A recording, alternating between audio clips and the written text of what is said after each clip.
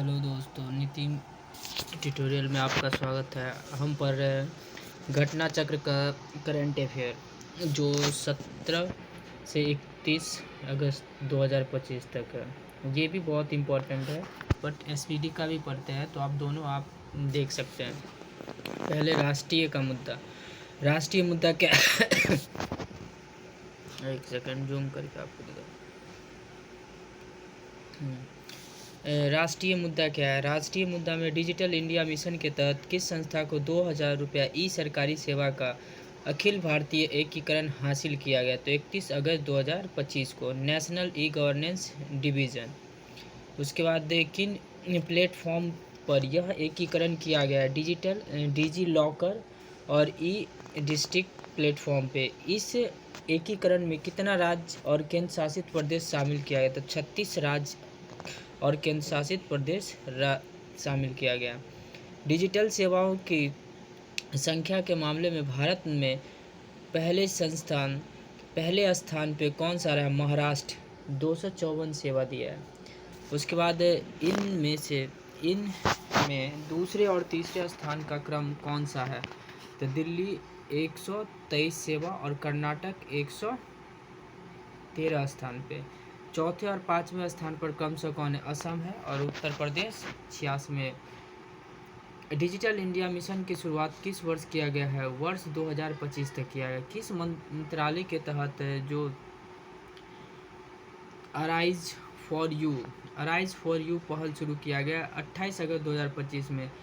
तो इलेक्ट्रॉनिक्स और सूचना प्रौद्योगिकी मंत्रालय के द्वारा। द अराइज फॉर यू पहल को किन गठनों की साझेदारी लॉन्च किया गया? तो MSH इसका फुल फॉर्म है वो।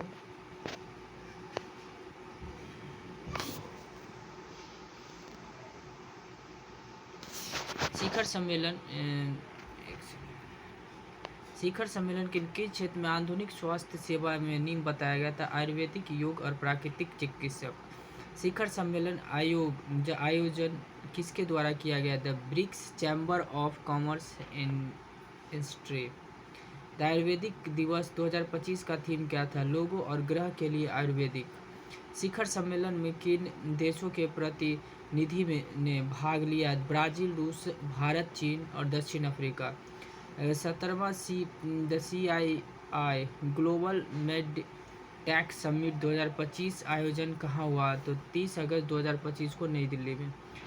17वां CII ग्लोबल मेडिटेक समिट 2025 का विषय क्या था? स्वस्थ भविष्य के लिए नवाचार और वैश्विक प्रभाव के लिए मेडिटेशन को आगे बढ़ाना।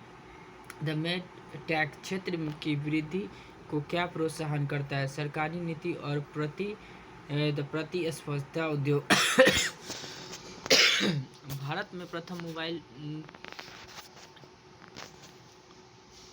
टेम्पल्स ग्लास उत्पादन केंद्र कहाँ स्थापित किया गया है? तो 30 अगस्त 2025 को नोएडा में किया गया। इस टेम्पर्ड ग्लास उत्पादन केंद्र की वार्षिक उत्पादन क्षमता कितना? 2.5 करोड़ टेम्पर्ड ग्लास है।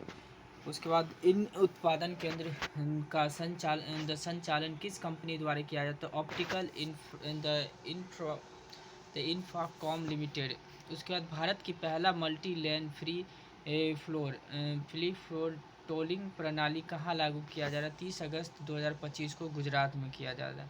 Multi lane free flow the MLFF tolling प्रणाली किस वर्ष राष्ट्रीय राजमार्ग लागू किया था? NH 48। उसके बाद इस टोलिंग प्रणाली को लागू करने के लिए जो NHAI ने किसे साथ समझौता किया? ICICI बैंक के द्वारा। MLFF का पूर्ण रूप क्या होता है? Multi lane free floor. The multi lane free floor. एक सेकेंड।